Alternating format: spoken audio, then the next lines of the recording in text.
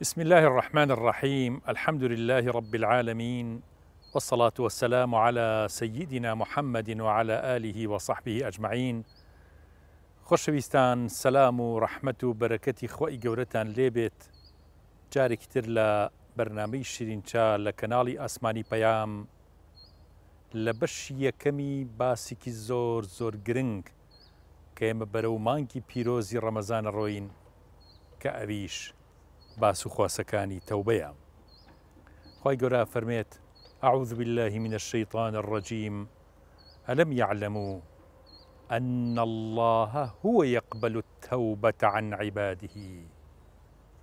ئەبێ بزانین کە زاتی حەق تەعالا زاتی خۆی تەوبەکان لە بەندەکانی وەرەگرێت. ئەو زاتە قبوڵمانەکات و دەرگای لێخۆشبوونمان بۆ کاتەوە. لەبەرەوە وەختێ گەشتی نزیکبوونەوە لە خوای گەورە ئەکەین، ئەویش بەوەی کە تەوبەی نەسوح و بڕیاری تەوبەی نەسوح دەین،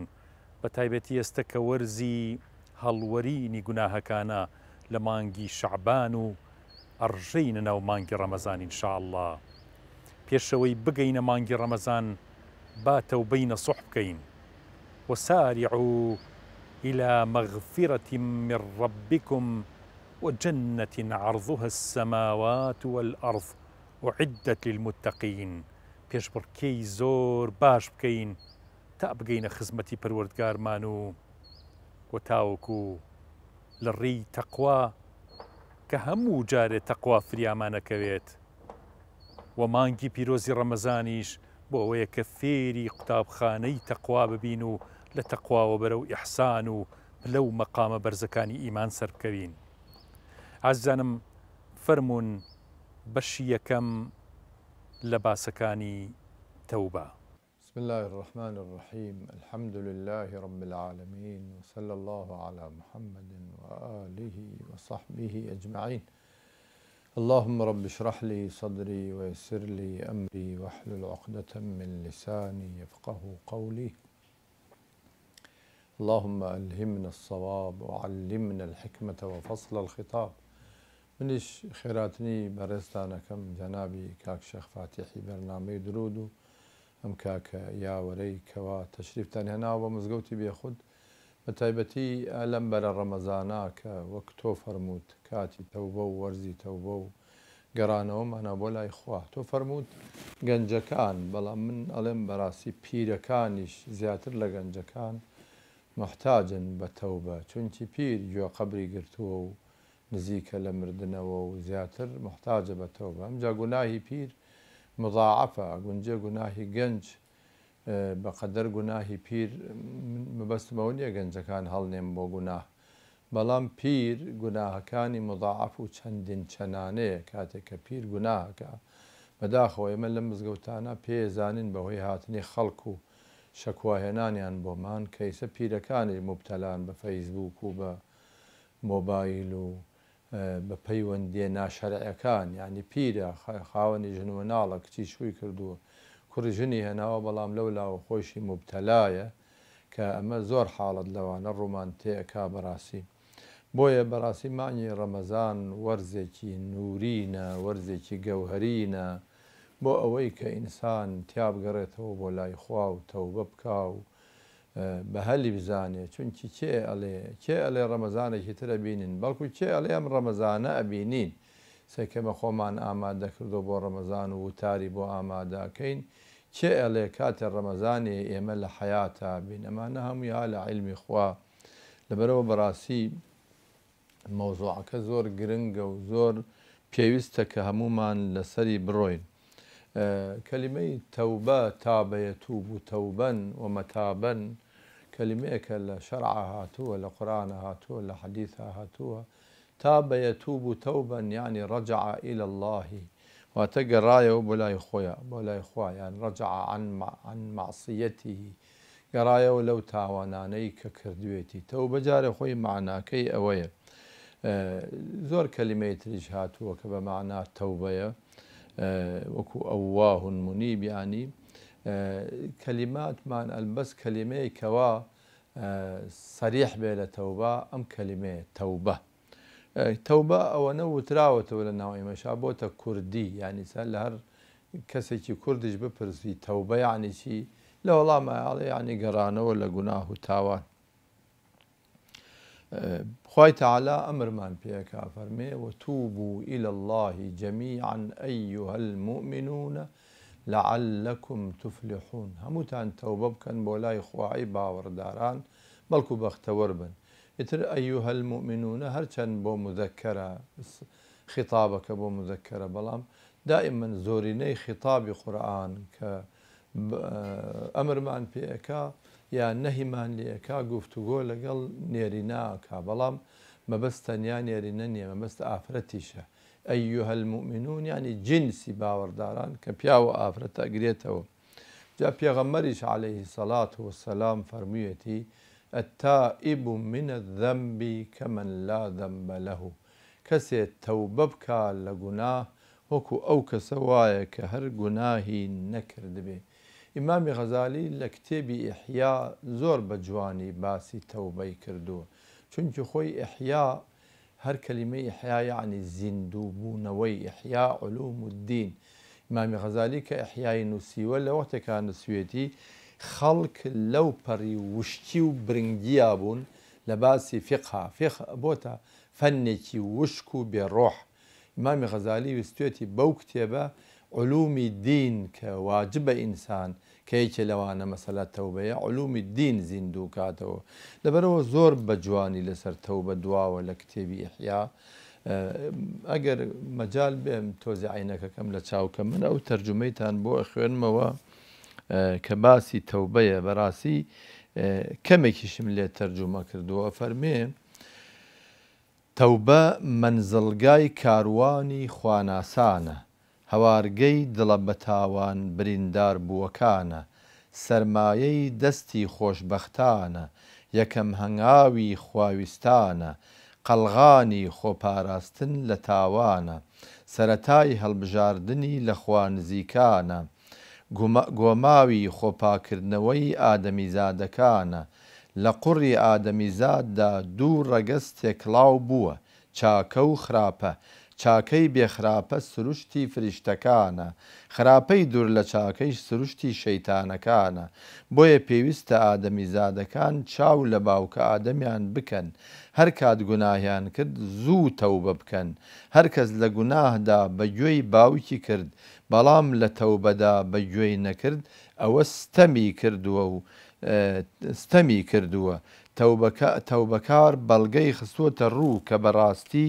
وەچەی ئادەمە عەلەیهی السەلام، بەڵام هەر کەس سوورە لەسەر مانەوەی لە گوناهدا ئەوە خۆی پاڵداوە بە ڕشتەی شەیتانەوە. ئەم تعبیرە دیارە لەوە لە کتێبی ئیحیادا زۆر لەوە درێژترە، بەڵام مەبەستم پێ تعبیرەکەی غەزالیە کە من تەرجمەم کردو بۆ کوردی. ئەگوندێت تەرجمەکەی منیش نەگەیە بە ئاستی عیبارەتەکانی ئەو، چونکی دائیمەن تەرجمە لە ئەسلی عیبارەتەکە زەعیفتر و لاوازترە. ئەلموهیم بەڕاستی تەوبە منزڵگای ئەو کەسانەیە کە ئەگەڕێنەوە بۆ لای خوا. هەر کەسێ منزڵی تەوبە نەدۆزێتەوە قەت ناتوانێت بگەڕێتەوە بۆ لای خوا. ئینسان سبحان الله لەو ڕۆژەوە ئینسان لە ناو ناخی ئینسانە دوو مەعسکەری تایە. مەعسکەری شەیتان کە جوندەکانی شەیتان ئارەزووە، هەوایە، نەفسپەرستیە، نەفسی ئەممارەیە. مەعسکەری ڕەحمانیشی تایە کە زیاتر جوندەکانی ڕەحمان عەقڵە، ژیریە، بیرکردنەوەیەکی دروستە دوور لە هەوا و ئارەزوو. جا لەبەرەوەی ئینسان هەر لە مناڵیەوە کە لە دایکە بێ هەوا و ئارەزووەکان تایە وردە وردەگەشە ئەکا، گەورە ئەبێ حتا مەعسکەری خۆی دائەنێ، سەربازگای خۆی دائەنێ و بەهێزی ئەکا و بە قووەتی ئەکا. مەعسکەری شەیتان لە دڵی ئینسانە زۆر بە قووەتە، بەڵام مەعسکەری ڕەحمان کە عەقڵە و ژیریە لە کاتی بلوغە عەقڵ پێ ئەگەیە و یعنی عەقڵ دروستە بێ، بەڵام لە 40 ساڵیشە عەقڵ تەواوە بێ. لەبەر ئەوە مەعسکەری ڕەحمان، جوندەکانی ڕەحمان لە دڵی ئینسانە لاوازە. ئەمەش فەرمودەی غەزالیە، قسەی خۆم نییە، لاوازە. بەڵ پێویستە ئینسان لە دوای بلوغبوونی جەنگێکی گەورە بەرپا بکە لەگەڵ معسکەری شەیتانە وردە وردە ڕەگ و ڕیشەی ئەو معسکەرە کە هەوا و ئارەزوو نەفسی ئەممارە و تەماع بە هەموو شێوەکانی کاڵێن هەوا و ئارەزوو بە هەموو جۆرەکانی وەگرێتەوە هەوا و ئارەزوو تەنیا لایەنی ئافرەت نییە تەماعبازی هەوا و ئارەزووە کورسی پەرستی ئەوانەی کەوا ئالوودەی کورسی بوون و وازانن دابەزن لەو کورسیتر ژیانیان نامێنێ ئەوەش هەوا و ئارەزووە هەموو جۆرەکانی لە خوالادان هەوا و ئارەزووە بۆیە خوا فەرمێ زوینە للناس حب الشهوات من النساء جوان کراوە بۆ ئادەمیزاد حبی شەهەوات ئارەزوەکان یەکەم لە ئافرەت من النساء والبنين حەزەکا کوڕی زۆر بێ مناڵی زۆر بێ والبنين والقناطير المقنطرة من الذهب والفضة حەزەکا دائما یەک دنیا ئاڵتون و زیوی هەبێ و ماڵ و سامانی زۆری هەبێ یعنی سەری کەسێکی وەکو حافظ ئەسەد خۆی نەک حافظ ئەسەدی کوڕی حافظ کە ڕۆی واڵەن 200 کیلۆ عفو 200 تەن بەس ئاڵتونی بردو 200 تەن بەس ئاڵتون یعنی ئەمە چۆنی کۆ کردەوە چۆن ئەماکە هەوا و ئارزوو و حرام خۆری یعنی مەبەستەکە ئەوەیە ئینسان تێرخواردنی نییە ئەمە هەمووی هەوا و ئارزووە والقناطير المقنطرة من الذهب والفضة والخيل المسومة ئەسپی نیشانەدار کراو کە ئەمڕۆ بۆتە سیارەی فاقر و یان لە جێ ئەسپ ئەمڕۆ ئەوەیە والخيل المسومة والأنعام لە هەندێک لایەنە ئاژەڵ و مەڕداری و وڵغداری و والأنعام والحرث لە هەندێک لای ترا کێڵگە و باخ و سیتەک و ئەمانە هەمووی هەوا و ئارەزۆکانە ئەمانە هەمووی ئەمانە مەتاعی ژیانی دنیاە ئەمانە هەوا و ئارەزۆکانە والحرثی غەیری ئەمانە ئەگونجێ ئاەتەکەم باش لەبەر نەبێت کەوا بوو بەڕاستی ئەبێ سەربازەکانی ڕەحمان بکەونە جەنگ یعنی تەوبە بەگاڵتە ناکرێت بکەوێتە جەنگ لەگەڵ ئەم هەموو هەوا و ئارەزووە بۆ ئەوەی ئەو ئینسانە خۆی یەکلا کاتەوە بۆ خوا و بەڕاستی تەوبە بکات پێویستە بۆەوەی کە تەوبەیەکی باشمان دەستگیر ببێت یەکەم دوعا زۆر بکەین پێش هەموو شتێک لە فرمودەی صحیحی پێغەمبەر صلی الله عليه وسلم هاتووە کە سەڵاتت تەوبە ئەنجام بدەین نوێژی تەوبە تۆ دوو ڕکعات نوێژی سنەتی تەوبە ئەکەم بۆ خۆی تەعالا الله ئەکبەر ئەم سنەتی تەوبەیە پێغەمبەر صلی الله عليه وسلم خۆی فێرمانەکە فەرمێ کەسێک کە گوناه هەکات دەستنوێژێکی جوان نەگرێت بە نیەتیەوە دەستنوێژ بگرە خوایە من دوو ڕکعات سنەتی تەوبە ئەکەم تاوەکو دەرگای لێخۆشبوونی خۆتم بۆ بکەیتەوە ئەفەرمێ نوێژی سنەتی تەوبەکاکە هەروەکو دوو ڕکعات نوێژی ئاسایی بەس نیەتەکەی هێنیت و ئەچیتە ناو نوێژەکە و دوو ڕکعاتەکە تەواوەکەیت دوایەوە دەستەکانە بەرزکەرەوە پێغەمبەر صلی الله عليه وسلم فەرمێ کە لە نوێژەکە ئەبێتەوە یاخود لە ناو نوێژەکایە خوای گەورە دەرگای لێخۆشبوونی بۆ ئەکاتەوە بەڵام تەوبە ئێمە ئەبێ لە هەندێ ڕێگای زۆر سەیرەوە بچینە خزمەتی پەروەردگار دەرگای فەقیری و هەژاری و بێکەسی خۆمان لە دەرگای دەوڵەمەنی خوای گەورەوە ئەبێ لە دەرگای زیلەت و کەمی خۆمانەوە بچینە خزمەتی پەروەردگار نەک مەغرور بین چونکە ئینسانی تەوبەکار ئەبێ بڕیار بات کە جارێکی تر نەگەڕێتەوە سەر ئەو گوناهانەی کە لە ڕابردووە کردوێتی ئەبێ زۆری پێناخۆش بێ کاتێک کە بیرەکەوێتەوە گوناهەکانی خۆی بیرەکەوێتەوە و هەروەها ئەبێ بە تەواوی پەشیمان بێت و بۆیشی بکرێ ئەو زەویە بەجێ بێڵێ کە ئەو جۆرە گوناهەی تیا کردووە یا ئەو کەش و مەناخەی کە تایە گوناهبارە بێ سە بۆ نمونە کەسی ئەزانێت لە شوێنێکە ئیشەکەی بەو جۆرەیەکە ئیلا تووشی ئەو جۆرە گوناهە نابێتەوە با ئیشەکەی بگۆڕێت با شوێنەکەی بگۆڕێ بۆ ئەوەی ئەو گوناهە نەجاتی بێ لەو گوناهە و جارتن نەگەڕێتەوە سەر ئەو گوناهە پیاوێ هاتە خزمەتی پێغەمبەر صلی الله عليه وسلم فەرمووی یا رسول الله صلی الله عليه وسلم من غەدەرات و فەجەراتی زۆرم هەیە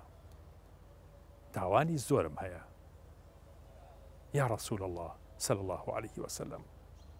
بەچی ئەم غەدەرات و فەجەراتم لە کۆڵەکەوێت یعنی گوناهی زۆر و قسە وتن و گوێن ئەنواعشتم هەبووە فەرمووی ئەم پیاوەتی تەوبە بکەم خۆی گەورە تەوبەم لێ قبوڵەکە پێغەمبەری خوا صلی الله عليه وسلم فەرمووی بەڵێ خۆی گەورە تەوبە لێ قبوڵەکات و عەفویش دەکات پیاوەکە ئەو نەدڵی خۆش بووتی یا ڕەسوڵ الله آخر غەدەرات و فەجەراتی زۆرم هەیە پێغەمبەر فەرمووی خوا لێت خۆشە بێ جارێتە تکراری کردەوە هەر پێغەمبەری خوا صلی الله علیه و سلم فەرمووی خوای گەورە لێتە خۆشە بێ مژدەیەکی زۆر خۆشە بۆ ئەوانەی کە گوناهیان زۆرە هەمومان گوناهباری نازانم با تەوبە بکەین فرسەتە ڕۆژێ لە ڕۆژان یەتە پێشەوە فرسەتی ئەم تەوبەیە جۆگرتن لەم بەرنامەیەت نابێ حەل لە ناو بەرنامەکەیە بڕیار بە ئێستا بڕیار بە کە تەوبە بکەی ئێستا پێش مانگی ڕەمەزانە بڕیار بە کە باڵاپۆشی بکە و دڵت نورانی بکە بچۆرە خزمەتی قورئان بچۆرە خزمەتی فرمودەکانی پێغەمبەر صلی الله عليه وسلم بچۆرە خزمەتی زیکر و سەرێ بخەرە سەر سوژدە و بپارێرەوە بڵێ خوای گیان لە هەموو گوناهەکانم خۆش بە إله العالمین لە هەموو گوناهەکانم خۆش بە ئەفەرمێ ئەم پیاوە لە خۆشییانە کە ڕۆشتە دەرەوە لە خزمەتی پێغەمبەری خوا صلی الله عليه وسلم فەرمووی الله ئەکبەر بەڕاستی خوایەکمان هەیە پەروەردگارێکمان هەیە لە هەموو غەدەرات و فەجەرات و گوناه و تاوانێک خۆشە بێت با ئینشاء الله قۆڵی مەردایەتی لێ هەڵبکەین تەوبە قورسە ئازانم ئاسان نییە هەتا زانایانی علم النەفس لە پێش 3 ساڵ پێش ئێستا وەزانە پێشینەکان وانەوت ئەیانوت ئینسان لە دوای تەمەنی 35 ساڵی ئیتر ناتوانێت دەستکاری خۆی بکە خۆی بگۆڕێت ناتوانێت مەشاعری خۆی بگۆڕێت ناتوانێت گۆڕانکاری بە فکر و ئایدیای خۆیان بێنێ ناتوانێت ئەوەی لە سەری بووە بیگۆڕێ بە شتێکی تر بەڵام خۆی گەورەوە نافەرمێت پێغەمبەری خوا صلی الله عليه وسلم زۆر پێچەوانی ئەوە فەرمێ ئەفەرمێ هەتا چەند سوەیعاتێک چەند سەعاتێکی کەم پێش ئەوەی بمریت ئەتوانی تەوبە بکەیت و خۆت بگۆڕی بەڵام ئالەم 3 ساڵی کۆتاییە ئێستش زانست ئەوەی دەرخستووە کە ئینسان توانای گۆڕانکاری بەسەر خۆیە هەیە وەلەوکان پیریش بێت کەواتە هەتا ئەو کاتەی ئەمریت ئەتوانی جەوهەری خۆت بگۆڕی خۆ قورسە زەحمەتە بەڕاستی تۆ بەربەرەکانی نەفس و شەیتانەکەی بەڵام هەرەوەنی زاڵ بووی بەسەریا ئینشاء الله گۆڕانکاری زۆر زۆر گەورە بەسەر خۆتایانی لەبەرەوە ئێستا ماڵێ من هیچ گوناهێکم نییە هیچ تاوانێکم نییە هیچم نەکردووە هەر ئێستا بڕیاری تەوبەی یەکجارێکی بێنە پێش مانگی پیرۆزی ڕەمەزان ئینشاء الله تەوبە چەندە زەڕورە بۆ ئینسان یعنی مردن لە پێشی هەمومانایە لە کتوپڕێکە ئەگەینە ئەو دنیا چەند پێویستە تەوبە بکەین بەڕاستی ئینسان کاتێ کە تۆ دێتە ژیانەوە تەمەن بتەوێ و نەتەوێت جاری وایە هەنیەشە دەی لەسەر ویستی خۆتە لەسەر عەفەویە شتێکی لە دەستت دەرەچێ بۆیە ئینسان لە تەوبەکردنە خاڵی بوونەوەیە لە هەموو ئەو هەستە ناخۆشانەی کە دێ بەسەرتە کە لە ناخات سزاتە دەن یعنی خۆت هەست بە تاوانەکەی اینجا ئەم تاوانە ئایا بەرامبەر بە خەڵقی خواوێ کە عەبدەکانی خۆی گەورەیە ئەی جاری وای ئینسان زوڵم لە نەفسی خۆیەکە بۆیە خاڵی بوونەوە لە هەموو هەستێکی ناخۆش ئەوە شتێکی پێویستە و زەڕورە بۆ پێش ڕەمەزان زەڕور ئینسان تەوبەیەکی باش بکە و خۆی گەورە لێ وەربگرێ بەڵێ بەتاکید چونکە بێ چۆن کەسێک تەماشاکەی بۆ دنیا ئەچێ بۆ حەفلەیە چێ بۆ مناسبەیە چێ بۆ سەردانی خۆشەویستێکی تەماشاکەی بۆ پەڕی جوانی و خۆی ئەڕازێنێتەوە حەزەکە کە چۆ مەجلیسەکەەوە کەس ڕخنەی لێ نەگرێ وەیە کاتێک کە تۆ بەرەو مانگی ڕەمەزانە چی پێویستە وا خۆت ئامادەکەی کە بەڕاستی تۆ لەگەڵ خوای خۆتە ڕازگۆیت بەڕاستی چیتە ڕەمەزانەوە ئەبێ هەموو شەڕایت و هەموو مەرجەکانی ڕەمەزان لە خۆتە بەدی بێنی بۆیە کاتێک کە تۆ ئەگەر بێت و هەر بە ڕۆژوو بی هەر زمانە بە ڕۆژوو بێت و هەر خۆت لە خواردن و خواردنەوە بگریت و بەڵام تەرکی ئەو هەموو مەعاسی و ئەو هەموو سەرپێچانی کە خوای گەورە بۆی دیاری کردو ئەگەر نەیکەی کەواتەی سوادە لە ڕەمەزان ناکەی تەوبەکاری باش بینیوە کاکفایە بەڵێ تەوبەیەکی باشی کردوێت پیاوێک بوو بە درێژایی تەمەنی عارەقیە خوارد بەڕاستیەکەی زۆر خراپ بوو بۆ کەس و کار و بۆ خێزان و بۆ ماڵ و مناڵی بەڵام لە تەمەنێکی ئیتر کۆتایی تەمەنی ئەلحەمدوللا گەڕایەوە بوو بە ئەهلی مزگەوت ئەلحەمدوللا تەوبەیەکی کرد و ئەلحەمدوللا خوا هیدایەتیە و ئێتر خوای گەورە ئینشاءڵڵا بەڵکو خراپەکانی بۆ بگەڕێ بە چاکاوە و وعدی خۆشێتی خەڵکی پێشین زۆر تەوبەیانە کردی وەڵڵی تر خەڵکە بێت تەوبە بکەوە ئەبێ ناوی خوای لێ بیر بێ و ئەبێ چاکە خراپە بزدارێ و بۆ دراوسێ باش بێ و جادە چاو کات و پیسایی نەخاتە سەر ڕێگا و ژینگە پیس نەکا ئیتر ئەمە تەوبەیە. پێشینەکانی ئێمە خەڵکی ساڵح زۆر بینیوە کە تەوبەیان کرد و ڕویان کردوتە خوا. ئەوانە تازە ئێمە کوانمان لێ نایێت ئەوانە خوا خۆشی ویستون، ئەوانە خوا خۆشەویستی خوا بوون، ئەوە ئەولیایە ئەنبیایە شوهدایە ئەمانە ئینسانی چاک بوون. ئێمە چۆن نەگەین بە پێی خۆڵی ئەوانە کاکە نمونەی ئەوانە و بینیوە خاڵی ئەوانە هەیە بەڵێ ئێستا شەر هەیە شەو ڕۆژ نوێژ ئەکات شەو نوێژ ئەکات خوای لە بیرە ئیمانی بە قیامەت هەیە ئیمانی بە مردن هەیە ئیمانی بە هەموو شتێک هەیە ئەوەی کە خوا فەرموویەتی لە قورئانە تاو جەناب لە لادەکان هەیە لە شوێنی خۆتان ژن و پیاوە ساڵحەکانە بینیوە ئەوە ژنە ساڵحەکان ئەوانەی گوێ لێ بێن چای نەبووە نانی نەبووە خواردنی نەبووە میوان هاتو دەرگاکەی بەذاتی خوا لە دەمی خۆی گوتوتەوەتی بمیوانەکە ئەیتر ئەوە ڕۆی کاکە گیان پیاوی باش دوو سێ کوڕی هەبوو خەڵکی دەیەکەیتر ناوی دەکە نابم بە کوڕەکانی ئەوە ڕۆڵە بەیانی بچن بۆ کاکە عەلی بەخوا کەسی نییە ڕۆڵە بچن ڕۆژە درێنەی بۆ بکەن ڕۆڵە بە منەوە باوکەمەوی ئەحمد بچۆ ڕۆڵی کێشە بە کۆڵە کرا بە گەنم بە کۆڵیانە بن وەختە کۆڵ هیچ نەبوو ئەحمد گیان چۆ بۆ ماڵی سۆفی ئەحمد و گوڕە خێر دەگا بە قورئان بچۆ ئەو کێشیانە بۆ بکە حتا ئێوارە زەویەکەم و کێشەیە کرد ئارێ بەخوا پارەی چی ئێوارەژی نوێرە بۆ نەخواردنەوە خوا پێم ئای بوو پرە بوو داری چی باوە وەڵا من پارێنا لە ماڵی خۆمەوە چەری تۆیە ئەمانە نەما بەق ماوە بەس کەم ماوە ئینسانی چاک زۆرە ئەولیا هەیە ئەنبیا هەیە ئەمانە فەرمودەی قورئانە ئەمانە هەچی لە قورئانە خوا فەرموویەتی هەمووی ڕاستە هەیە بەس ئێمە نائیزانین چی بکەین بۆی دروست ببن وەڵا ئێمە ئەدانی چی ئێمە بێ تۆبەیەکی نەسوح بکەین ینی تۆبەیە بکەین کە نەگەڕێینەوە سەری ئەوە تۆبەیە نەک ئێمرۆ تۆبەی گورگمەرگ بێ ئەوە نە بە قوربانە بم ئێمە ئەبێت دائیما ئەمە دوور بێ لە سیاسەتەوە ئێمە گەورەمان نییە ئێمە گەورەکەمان باش نییە لەگەڵمانە ڕیز عایلەیەک مەسئولە لە کچوو لە کوڕی تێگەڵم چی خۆ ئەبێ فەرقیان نەخا تەوازن بێت مەسەلە ئەو کابرا خانوەکەی ماوە خۆی مردووە ئەوێ ئاگا لە ژن بێ ئاگا لە کچ بێت ئەبێ سێبەشی بەیتێ کاکە لە سێبەش بەشێکی بەیتێ ئیتر داواکەم لە خوای گەورەی ئەوش دەرکەوتووکە بە ناوی خوای بەهێزی دانا کە پایەی بوونی گردوونی دانا خوایە کە دڵی پڕ ئارامیە هەر کەس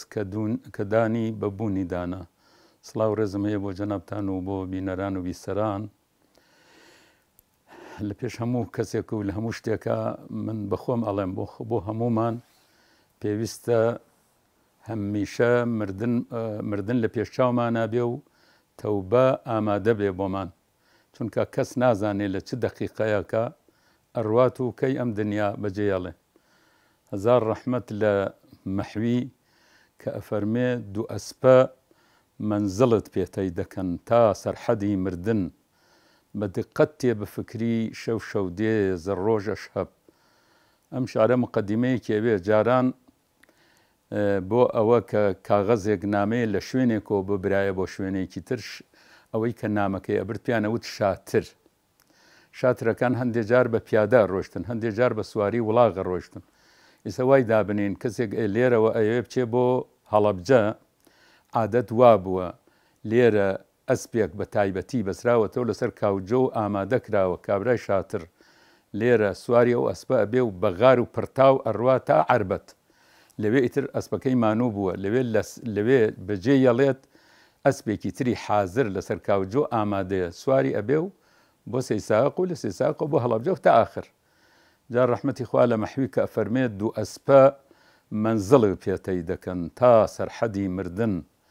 بە دقەت تێ بفکری شەو دێزە ڕۆژە شەب ئەڵێ دوو ئەسپن کە منزڵی پێتەی ئەکەن تا کاتی مردن ئەگەر باش تێ بفکری شەو ئەسپێکی ڕەشە غارت ئەدا تا بەیانی بەرەو مردن ئەدبە بەیانیش ئەسپێکی سپیە غارت دەدا تا ئێوارە دوو ئەسپە منزڵت پێتەی دەکەن تا سەرحەدی مردن بە دقەت تێ بفکری شەو دێزە ڕۆژ ئەشەب جا ئیتر ئەمە واقعیەتی هەیە ئێمە هەمووشمان زۆرمان دیوە کە کەسانێک هەن چاوەڕوانی مەرگیان لێ نەکراوە مردوون و زۆر کەس هەن ماوەی زۆر چاوەڕوان کراوە کە بمرن نەمردوون سعدیە گەڕێت و ئەڵێ شەوی کوردی ئەس دەردێ پەهلوو نەخفت شەوێ کوردێ لە تاو ئێشی سکی نە خەوی لێ نەئەکەوت دکتۆرێکمان بۆ لای هێنا و دکتۆرێکیان بۆ هێنا وتی ئەمە کووردە یاپراخی خواردووە یاپراخیش لە مەعدا گیرەکات من تەسەورەکەم ئیمشەو ناگەیەتە بەیانی سعدی ئەڵێ عینی شەو دکتۆرەکە مرد 40 ساڵ دوای ئەو ئەم جارە کوردەکە مرد ئیتر ئەوەیە کە ئینسان ئەبێ چاوەڕوانی ئەوە بکە هەمیشە بەرەو مردن ئەڕوا و ئەم ڕۆشتن بۆ مردنیشە ئامادەیەکی باشی ئەوێ ئامادەیەکە بە دووشت ئەبێ بە تەوبە بە عەمەلی ساڵح تەوبە بڕیاردان لەسەر ئەوە کە نەچێتەوە سەر گوناهەکانی ڕابردوو بە مەرجەکانی تەوبەیش واتە مافی خەڵکی بەسەرەوەیە لەسەر خۆی لای بە ینی گردنی خەڵک بە خۆی ئازادکە گردنی خۆی بە خەڵک ئازادکە و هەروەها و ما حەقی کەسێکی بەلاوە بیداتەوە ئەو شتانەی کە پێویستە ئەگەر ئەترافکە مشکلەی بۆ دروست ناکە ئەتراف کات و خەڵکەکە وا لێ بکە کە عەفویکەن ئیتر حەقەکان و مافەکانی خوا و خەڵک بداتەوە و وردە وردە خۆی ئامادەکا بەرەو مردن بەندە زۆر ئاماژە بە شعر و شت دەکەم جارێکیان لە مەریوانە ڕۆشتم بۆ خزمەتی پیاوێک بۆ عەیادەی خاڵۆ شێخ ناوێک بەڵێ عەرزم کرد خاڵۆ چۆنی فەرمووی سەروەختە ئەدای ئەمانەتمەن نەشر سیاهەی خەیانەتمەن زۆر شعرێکی بەسۆزە سەروەختە ئەدای ئەمانەتمەن کاتی ئەوەیە کە ئەمانەتەکە کە ڕۆحگیانمە بە ئەمانەت پێم دراوە تەسلیمی خوای بکەمەوە و سەروەختە ئەدای ئەمانەتمەن نەشر سیاهەی خەیانەتمەن ئیتر کاتی ئەوەیشە کە پەروەندە و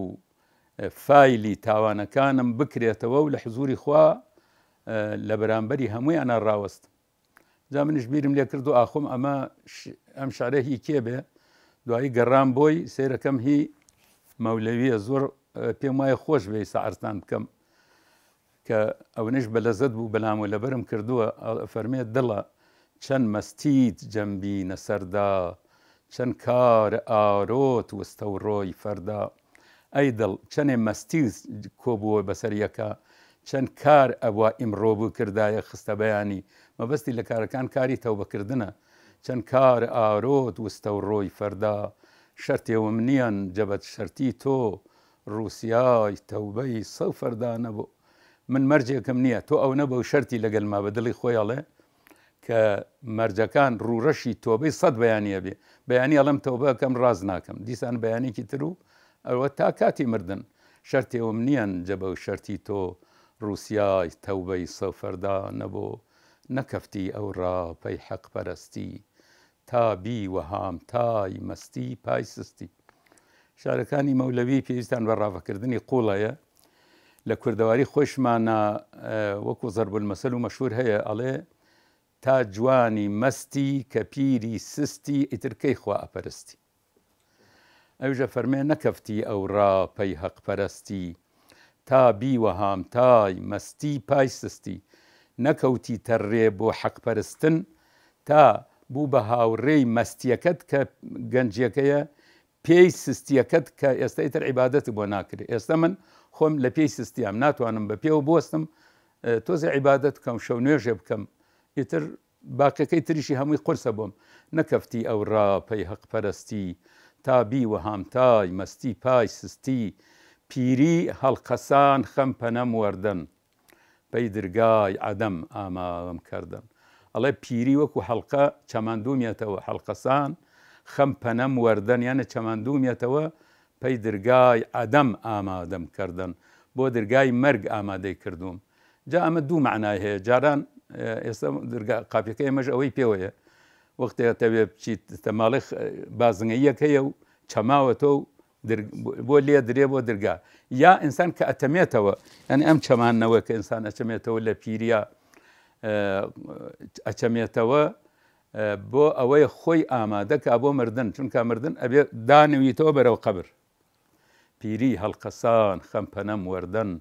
پەی دەرگای عەدەم ئامادەم کردن سەروەختە ئەدای ئەمانەتمان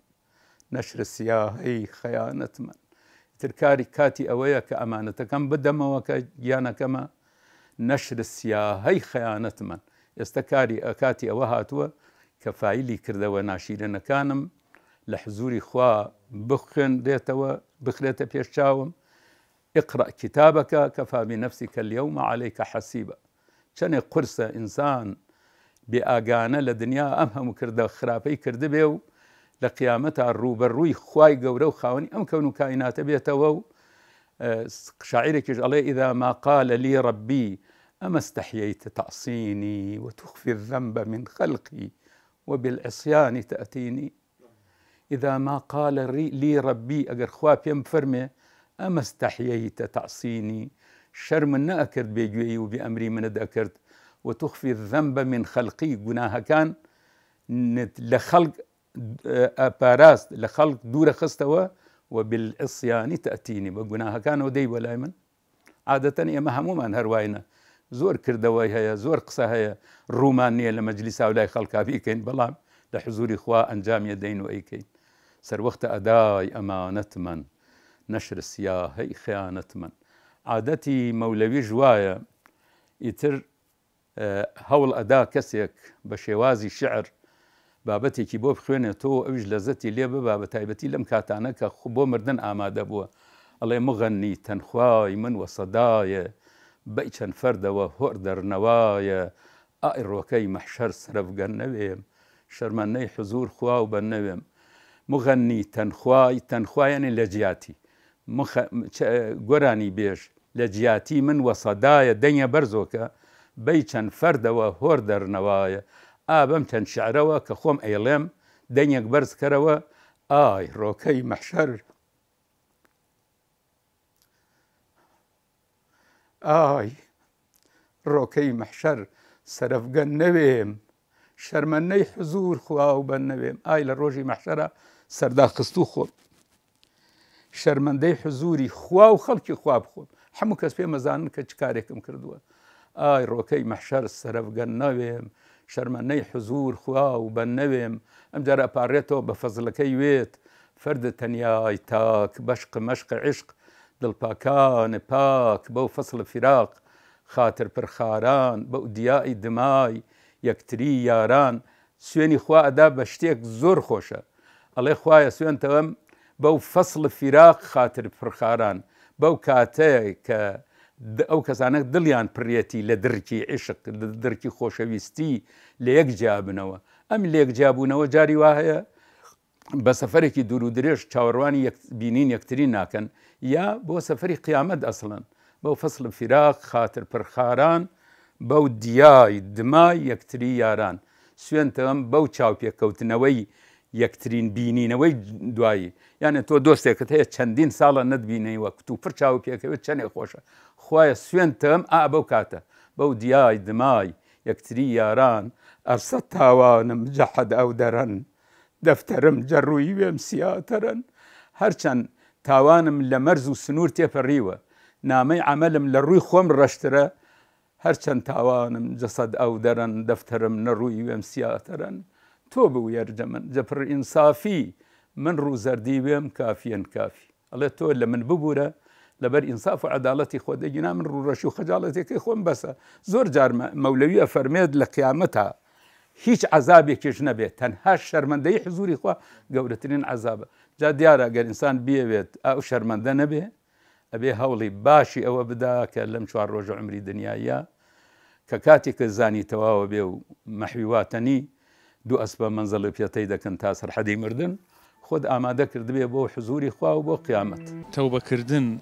بۆ پیر بۆ گەنج بۆ هەموو کەسێ ضرورە هەم کە ضرورە بۆ هەم کە ضرورە خۆی گەورە زۆر تۆبەکاری بەلاوە خۆشەوێ هەچی تۆبەکاری هەچی تۆبە بکاو بگەرت بۆ لای خۆی گەورە ئینشاءالله ئەگەنێتەوە سەر ئەو تاوانە ئەو تاوانی پێشی باش پادر بۆ حەسابەکە تەوبە خۆشە ئەرێ والله ئەرێ والله زارەوە خۆی گەورە زۆر يحب التوابين الله گیان ئەرێ والله نمونەی جنابتان تەوبەکاری باشتان بینیوە الحەمدولillah سیماتان دیارەکە ئەهلی دین و ئەهلی ئیمان و مزگەوت و تەوبەکار کە کەسێک خراپ بوو بێ و الحەمدوللا زۆر باش گەڕابێت. بەڵێ ئەوەی ئەگەر خۆی گەورە ئەو کەسانەی گەڕێنەوە بە مخلیسی و ڕایەت ناچۆن سەر ئۆتۆ بە خۆی گەورە ئەجر و پاداشتەکەی پێشویان بە عیبادەت بۆ حسابەکە. ئەرێ وەڵڵا ئینشاء الله ئەرێ وەڵڵا ئەوە مامۆستایانی ئاینی ئیشارەی پێکەم من حەد نییە من ئیشارەی پێکەم مامۆستای ئاینی ئیشارەی پێەکەن ئەوە خۆی گەورە تەوبەکاری خۆشەوێت. جنابەت ئامۆژگاری چیە بۆ گەنجان بە تایبەتی لەم پێش ڕەمەزانەیە کە مردن یەخەی گەنج و پیر و هەموو کەسێگرێ کە زوو دەرگای تەوبە بگەڕێنەوە بەلای خوا چه ئامۆژگارییەکیانەکەی؟ والله حتى زوو تۆبەکەن درەنگە حتا زوو تۆبەکەن درەنگە زوو تۆبەکەن درەنگە ئیسێ من بە گەنجی نوێژم ڕۆیشتووە شو بخوا ڕۆژەکانم گرتەوە بەڵام نوێژەکانم بەناگیرێتەوە ئیسێ باجەکەیەدەم بەیانی هەڵەسم لە نوێژ بەیانی دوور کاتنی دەجێژەکەم دوور کاتی ڕەواتە بەکەم دوور کاتە ڕەواتەکە بینی دوای بانگ پێش نوێژە فەرزەکە چوار حەدیثی لەسەر فەرمێ خەیر و مدینە و مافیها بەقەی دنیا ئەوەی لە دنیاچی کانزە و شتێک خێر و من حمەری نیام وشتری سوور لەناو عەرەبە زۆر باوە هیوایەتیانێ وشتی سووریا بێ ئەوە بەقیمەتە وەکو وایە وشتری سووری خریوە بەکار ئەگە ئەو دوور کاتە بکەی خێر و مما طلع عليه الشمس ئەوەش خۆی لەسەری هەدنیا ئەمە سییانیان شوارەکان لەبەر نییە ئەو دوور کاتە نوێژە سنەتە دوای بانگی بەیانی پێش نوێژە فەرزەکە ئەرە وەڵڵا جنابەت چێژت لە چ شتێک لە عیبادەتا بینەوە قورئان زیکر سەڵات ضوحا یعنی ئامۆژگاری چیەکە ئەوانە زۆر چێژ و زۆر نیعمەتە بۆ دنیا و بۆ قیامەت. جا زمانی ئێمە زمانی من سەڵەکانی هەفتە ئەو ناوە چاکی بەردین بوو ئەم خوانی بڕ ئەم خوانیسێ بە ئازاییەتە ئاسانیەتە بەدەستی ئینسان زمانی زوو خەڵک تێر نەبوونان بخوا بە مانگ برجی نەیە خوارد بەرگ نەبوونە بەریکە من خۆم شوان بووم ئەچووم بۆ شوانی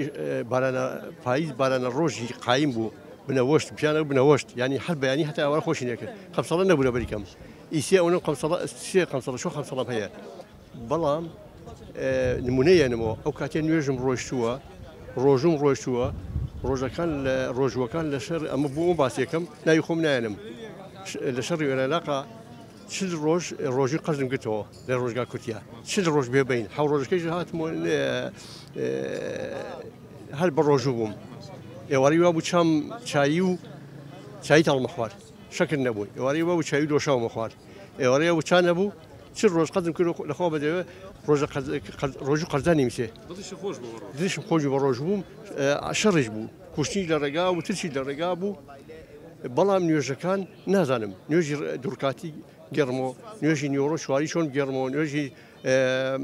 سێرکاتی چۆن گەڕمەوە بەڵام خۆی گەورە لە ڕۆژی قیامەتە ئەفەرمێ بە عەبدەکانی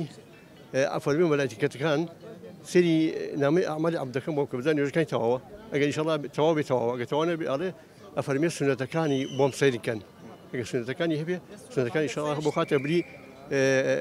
نوێژە ڕۆژتۆکانی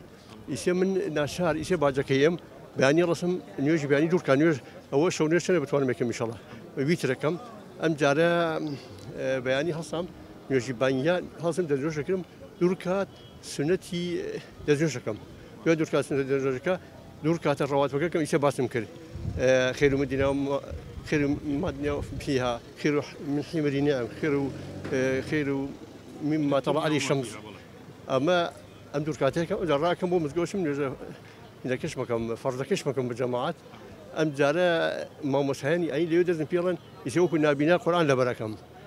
تازە کاتی گەنجیم ڕۆی ناتوانم حەول ناناسم خوێنواریم نییە قورئان لەبەرەکەم چیە سوێتی ئەحزاب لەبەر کرد لەخوا بەجای بوو ئەمە بۆ باسەکەم خەڵک تەشیعەکەم خۆ خەڵک نازانم من ناوم چییە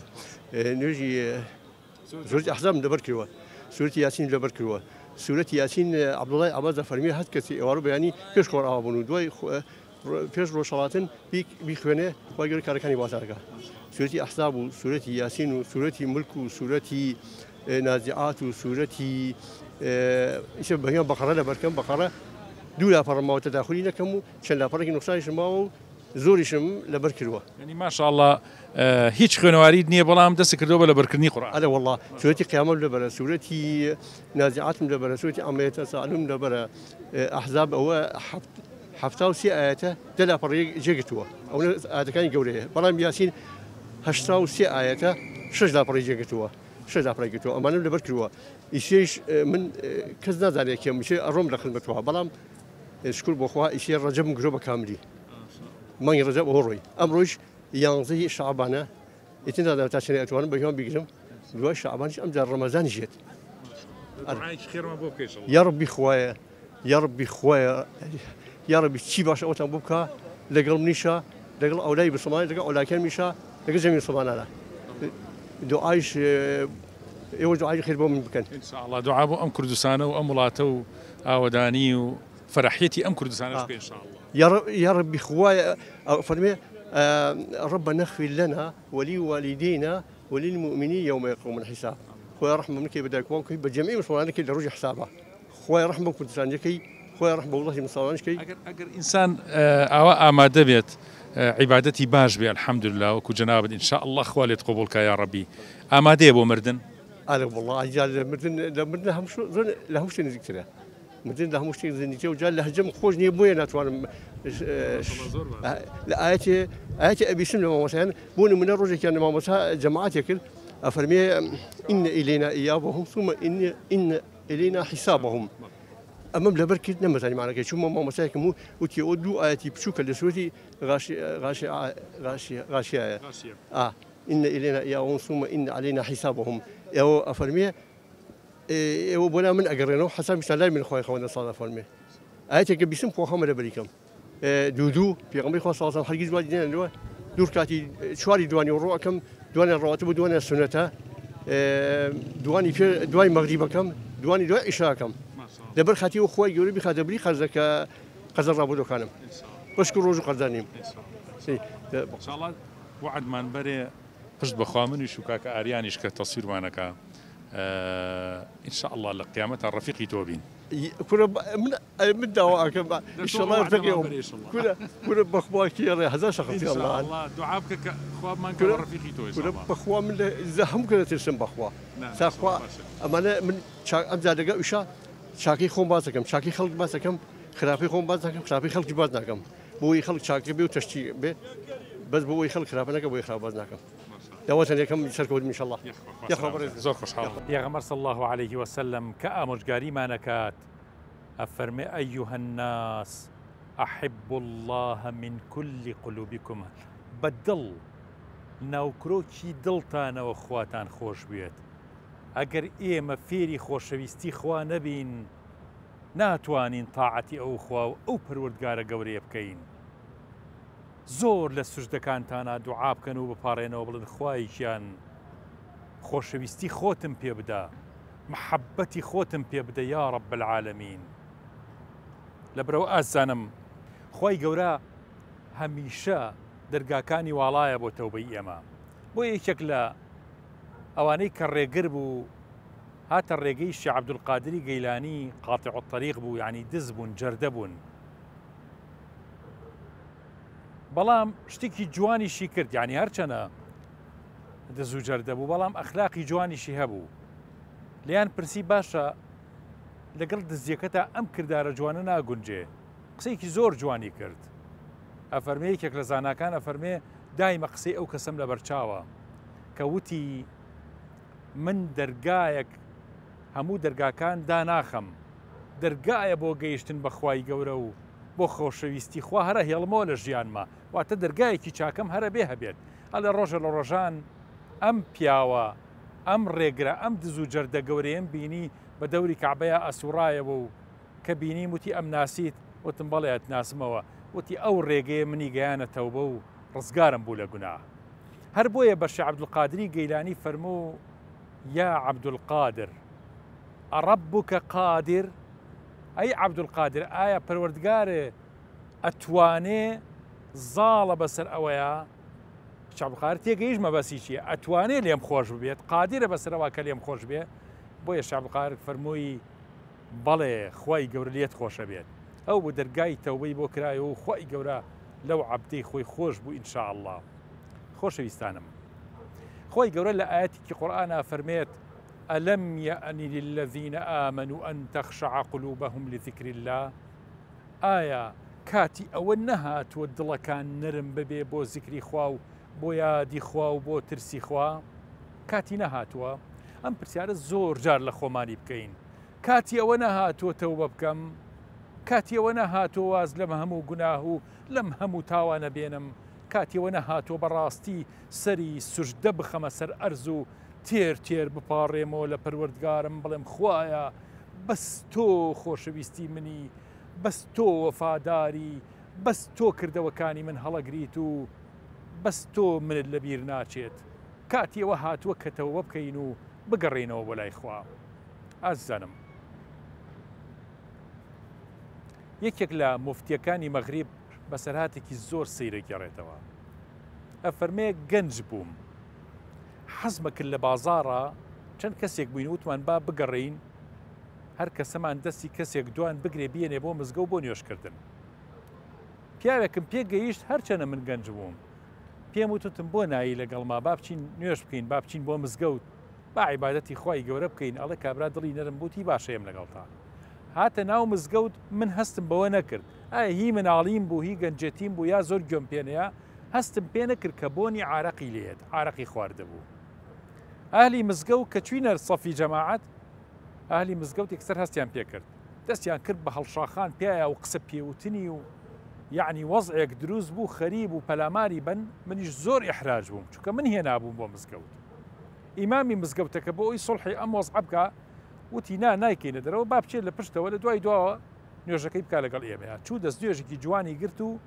هات لە دوای دواوە تێکەڵ بە جەماعەتەکە نەبوو چونکە ئەهلی جەماعەتەکە ڕازی نەبوون لە پاڵ ئەوە نابوێسێ، وتیان تۆ عارەخۆری. چوو دەستی کرد بە نوێژ و بەڵام ئەو سوژدەی کە بردی سەری هەڵنەبڕی و وەفاتی کرد. خەڵکەکە زۆر زۆر تەریق بوونەوە کە ئەگەر ئەمە خۆشەویستی خوا نەبێت چۆن لەو بازاڕەیە بە قسەی گەنجێکێتە ناو مزگەوت و دەستنوێژێکی پاکە گرێت و سەری سوژدە ئەباتە خزمەت پەروەردگاری و خوای گەورەش لەوێ ڕۆحیە کێشێت.